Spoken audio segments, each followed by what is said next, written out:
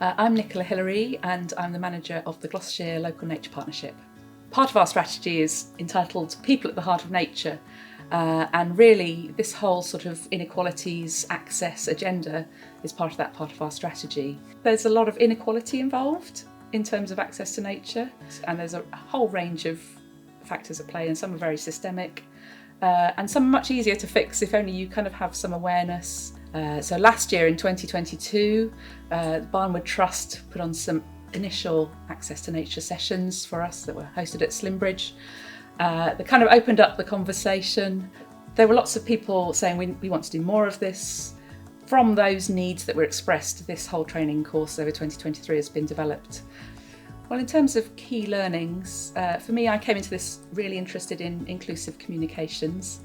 I already knew a little bit about what's the potential is there, but I knew that there was lots more I had to learn. But I was really interested in the session that Activity Alliance ran on inclusive communications, but I think there's been a whole range of learnings, and as much as anything, it's the awareness of a whole range of things that you could be taking into account, and then the awareness of where the resources are and who the organisations are that can help you do more on that.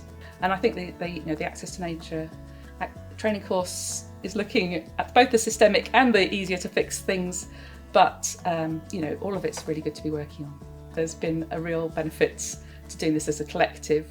It brings a range of the different partners in Gloucestershire together regularly, and I think there's been a lot of fringe benefits in the way that people have been able to have those conversations in the breaks. So you're hearing about what different organisations in Gloucestershire are already doing or want to do around inclusivity and accessibility, and some of those stories are quite inspiring, and then of course people are talking about other things while they're in their breaks as well. So they're not really fringe benefits, they're actual real benefits, aren't they? So I can remember one session where at the start the Cotswold Canals Connected told this story of an event they'd just run and some of the range of measures to make that much more inclusive, and that just felt like a really inspiring story. There's a lot of stories out there of big and small in the feedback about how this is making changes. There are a number of organisations in Gloucestershire who have been asking, can we join the Access to Nature training? So maybe there's scope to do a similar training course but with different people next year.